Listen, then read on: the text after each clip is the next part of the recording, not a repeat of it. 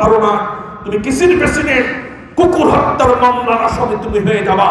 এই জন্য সমস্ত নাগরিকদের খাবারের অধিকার আদায়ের জন্য তিনি পরিশ্রম করেছেন। রাতের বেলা ঘুমাতে পারতেন না, মানুষকে খাবার দেওয়ার জন্য, মানুষের দুঃখ দুর্দশা দেখার জন্য গভীর রাতে তিনি বাইরে বাইরে বেড়াতেন।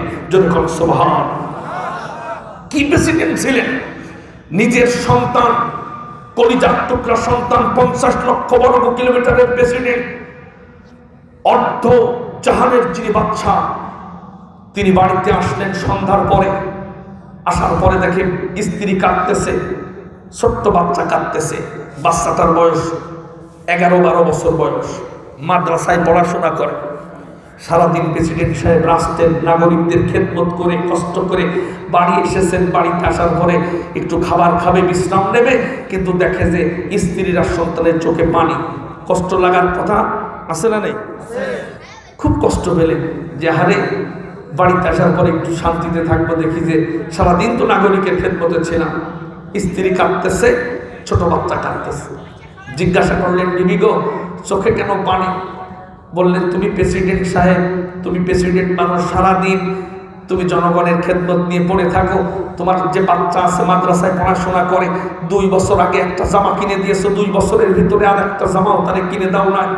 ওর জামাটা ছিঁড়ে যায়, আমি সেখানে পটি লাগাই দেই, তালি লাগাই দেই, আবার ছিঁড়ে যায়, আবার তালি লাগাই দেই।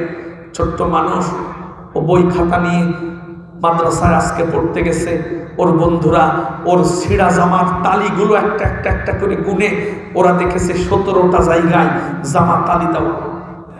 ওরা বলেছে, প্রেসিডেন্টের ছেলে, একটা নতুন জামা কিনে আনতে পারিস নি? তোর বাপ তো ফকির না যে একই জামা পরে আসিস, 2 বছরে একই জামা পরে আসিস, প্রতিদিন একই জামা পরে আসিস, একটা নতুন জামা পরে আসতে পারিস নি? এক এক বন্ধু এক একভাবে খুশিয়েছে।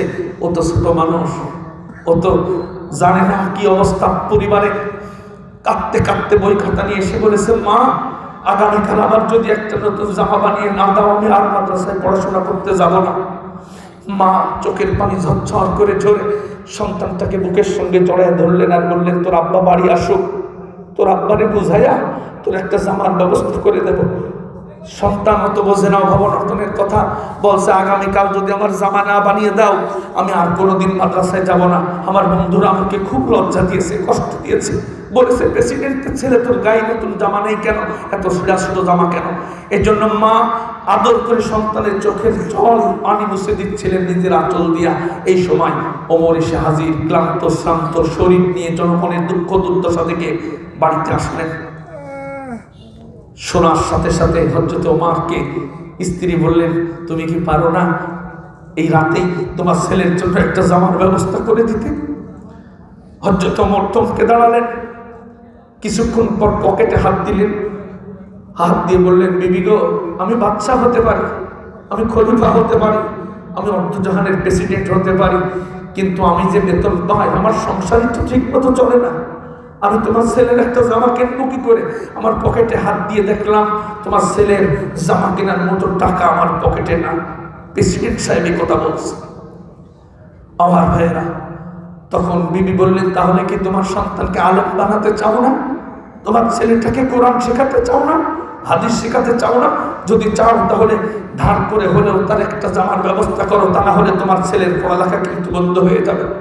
হযরত ওমর চিন্তা করলেন, কোথায় পাবো টাকা?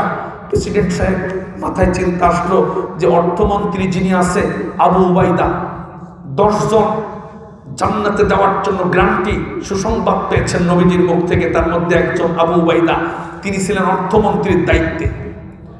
অর্থ মন্ত্রণালয়ের নাম ছিল তখন বাইতুল মাল, যেখানে জনগণের ট্যাক্সের টাকা, খাজনার টাকা, জমির করের টাকা সব যেখানে জমা হয়, ওই জায়গার নাম হলো বাইতুল মাল। এখন যেটা পরিবর্তিত হয়ে অর্থমন্ত্রী হয়েছে।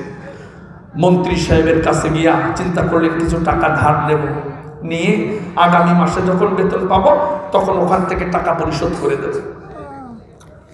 খলিফাতুল মুসলিমিন আমিরুল মুমিনিন নিজের কলিজার টুকরা সন্তানের চোখে পানি, বিবির চোখে পানি মোছানোর জন্য দৌড় শুরু করলেন বাইতুল মালের দিকে। হযরতে আসলামের বাড়ির কাছে রওনা দিলেন। বাড়িতে গিয়া দরজায় করাঘাত করলেন, ও ভাই, ও ভাই আবু উবাইদা, তুমি বাড়িতে আসো নাকি? সঙ্গে সঙ্গে আবু উবাইদা বাইরে বের হয়ে আসলেন, সালাম প্রদান করলেন, বললেন আবু উবাইদা রে, আমার কলিজার টুকরা সন্তানের জন্য নতুন পোশাকের প্রয়োজন, বাইতুল মাল থেকে কিছু টাকা আমারে ধার দাও। কয়েকদিন পরেই তো 1 তারিখ হবে, নতুন মাস শুরু হবে। 1 তারিখে যখন বেতন পাবো, তোমার টাকাটা বেতন পাওয়ার পরে সর্বপ্রথম পরিশোধ করে দেব। আমারে কিছু টাকা ঋণ দাও, যে ঋণ দিয়ে আমি আমার ছেলের জামাটা বানাতে পারি। অর্থমন্ত্রী আবু উবাইদা মন্ত্রী প্রেসিডেন্টের দিকে তাকায়া কিছুক্ষণ চুপ থেকে তিনি বললেন, ও খলিফাতুল মুসলিমিন, আমিরুল মুমিনিন, আপনি যদি হুকুম করেন, আপনি যদি অর্ডার করেন, আমার যত সম্পদ আছে, এই যে বাইতুল মালের যত টাকা পয়সা আছে, যত সম্পদ আছে, সব আপনার পায়ের কাছে আমি হাজির করতে পারি। কারণ আমি আপনার আন্ডারে চাকরি করি, আপনি আমার বস, আপনি আমার নেতা, যা অর্ডার করবেন তা আমি শুনতে বাধ্য। তবে আমার নবীজি ইন্তেকালের আগে বলে গেছেন, আলা কুল্লুকুম রাঈন ওয়া কুল্লুকুম মাসউলুন আন রাইয়াতিহি, তোমরা প্রত্যেকেই দায়িত্বশীল, তোমরা যে যে দায়িত্ব পাবে প্রত্যেকের দায়িত্বের ব্যাপারে কিয়ামতের কঠিন ময়দানে রবের কাছে জবাব দেওয়া লাগবে। এই হাদিসটা বলার পর মন্ত্রী বললেন, ও প্রেসিডেন্ট সাহেব, ওই দায়িত্ববোধ থেকে আপনারে বলতেছি, জনগণের ট্যাক্সের টাকা তো ধার নেবেন, আপনি 1 তারিখে বলতেছেন টাকাটা পরিশোধ করে দেবেন। আপনি 1 তারিখ পর্যন্ত পৃথিবীর বুকে বেঁচে থাকবেন, এমন গ্যারান্টি যদি, নিশ্চয়তা যদি আপনি দিতে পারেন, আমি আবু উবাইদা আপনার ঋণ দিতে পারি। 2 নাম্বার বললেন, আপনি যেদিন খলিফা অধিষ্ঠিত হয়েছেন, যেদিন আপনি ক্ষমতা পেয়েছেন, সেদিন বলেছেন আমার চাকরি কিন্তু স্থায়ী না। আমি যদি কোরআন সুন্নাহর বাইরে কোনো কাজ করি, জনগণ বলার সাথে সাথে আমি পদত্যাগ করব। আর আপনি যদি আগামীকাল পদত্যাগ করেন, তাহলে আপনার বেতন তো আপনি পাবেন না, কোথা থেকে আপনার টাকাটা আপনি পরিশোধ করবেন? আর আপনি যদি 1 তারিখের আগেই যদি মারা যান, ঋণ নিয়ে যদি মারা যান, ওই টাকা তো আমার বাপের টাকা না, ওই টাকা হলো খেটে খাওয়া দিনমজুর এলাকার সমস্ত নাগরিকের হক আছে সেই ঋণের টাকার ভিতরে। ওই টাকার ভিতরে আমার হক আছে, রাষ্ট্রের সব নাগরিকের হক আছে। আপনি যদি ঋণ নিয়ে মারা যান, দুনিয়া ছেড়ে বিদায় নিয়ে চলে যান, আমি আবু উবাইদা না হয় আপনারে মাফ করে দিতে পারি, কিন্তু রাষ্ট্রের যত নাগরিক আছে সব নাগরিক আপনাকে মাফ করে দেবে, এমন গ্যারান্টি, নিশ্চয়তা যদি দিতে পারেন, 3টা নিশ্চয়তা যদি দিতে পারেন, আল্লাহর কসম আপনাকে ঋণ দেওয়া হবে। কি প্রেসিডেন্ট আর কি মন্ত্রী, আমাদের মন্ত্রীরাও তো এরকম, তাই তো নাকি? শুধুমাত্র স্বরাষ্ট্রমন্ত্রীর বাড়িতে দৈনিক চাঁদার টাকা এসেছে, পত্রিকায় এসেছে 1.5 কোটি টাকা দৈনিক চাঁদার টাকা, ব্যবসায়ীদের থেকে মেরে ধরে গুন্ডা বাহিনী দিয়ে যে টাকা আসতো, ওই টাকা বস্তায় করে মন্ত্রী সাহেবের বাড়িতে 1.5 কোটি টাকা পৌঁছায় দেওয়া লাগতো। জোরে কোন সুবহান। কয় কোটি? দিনে যদি 1.5 কোটি হয়, তাহলে মাসে কয় কোটি? 45 কোটি। তাহলে বছরে কত হচ্ছে? আর 15 বছরে কত? আল্লাহ জান্নাতে চলে যাবে, তাই তো নাকি? আমার ভাইয়েরা, শুধু দুর্নীতির আলোচনা যদি করি, কি দুর্নীতি 15 বছরে করেছে, শুধু দুর্নীতির আলোচনা করলে সকাল হয়ে যাবে। আল্লাহ এমনিতে এটা করেন না। আপনারা জানেন সূরা লাহাব কোরআনে নাজিল হয়েছে। সূরা লাহাব যখন নাজিল হয়েছে, আমার আল্লাহ পাক নবীজিকে যখন আঘাত করেছিল, নবীজির চাচা আবু লাহাব, নবীজি দাওয়াত দিয়েছিলেন কালিমা, ইসলামের তাওহীদের দাওয়াত দিয়েছিলেন, তখন আবু লাহাব নবীজিকে পাথর নিক্ষেপ করেছিল, আমার নবীজি রক্তাক্ত হয়েছিলেন। আল্লাহর শাজিম থেকে সহ্য করতে পারেন না, তিনি সূরা নাজিল করেছিলেন, তাব্বাত ইয়াদা আবি লাহাবি ওয়া তাব, ধ্বংস হোক আবু লাহাব এবং তার 2 হাত। কারণ নবীজির উপরে আঘাত করার কারণে আমার আল্লাহ বরদাস্ত করতে পারেন না। পরবর্তীতে আবু লাহাব যখন মরে যাবে, তার আগ মুহূর্তে শরীরের ভিতর থেকে একটা ফোঁড়া, বিভিন্ন জায়গায় ফোঁড়া বের হয়ে বাইরে বাস্ট হয়ে গেছে।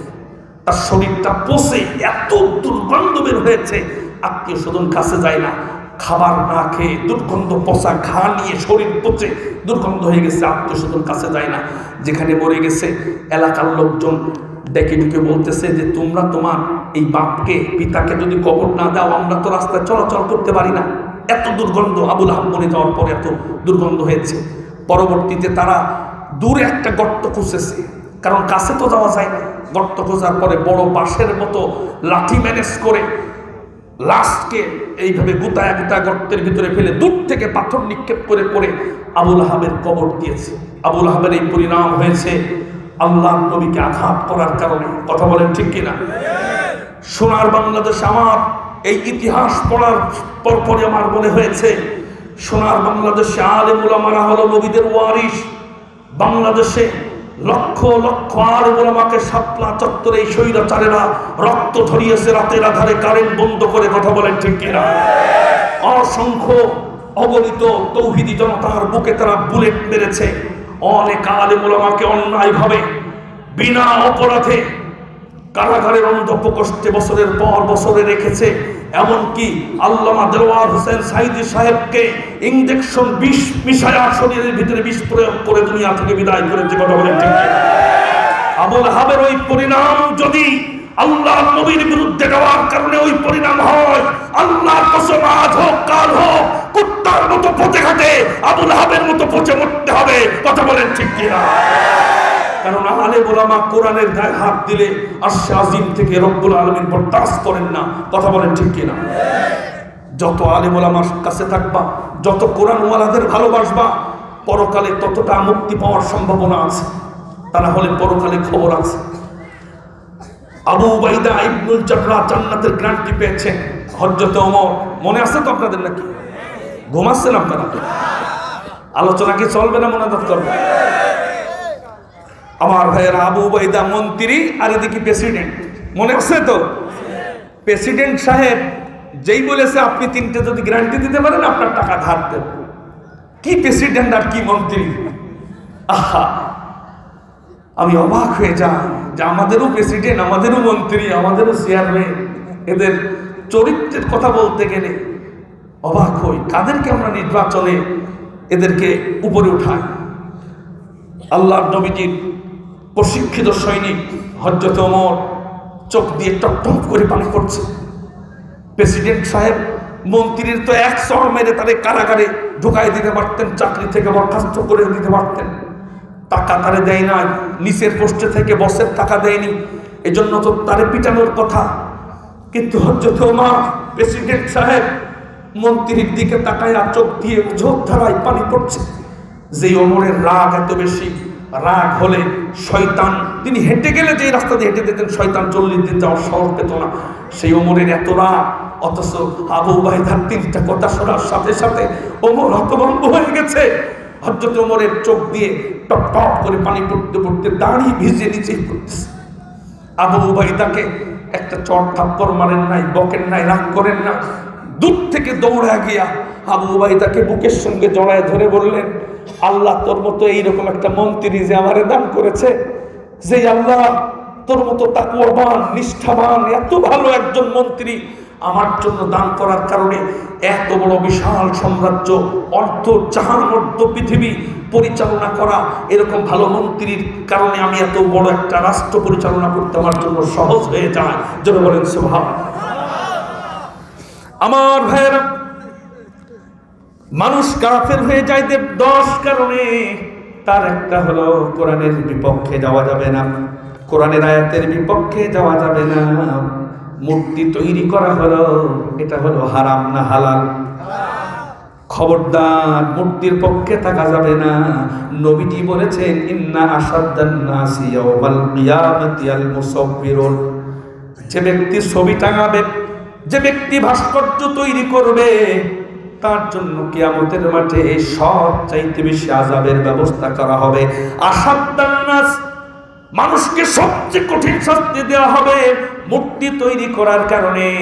অফিস আদালতে মাথার উপরে 2টা মূর্তি বাধ্যতামূলক ছিল কি ছিল না?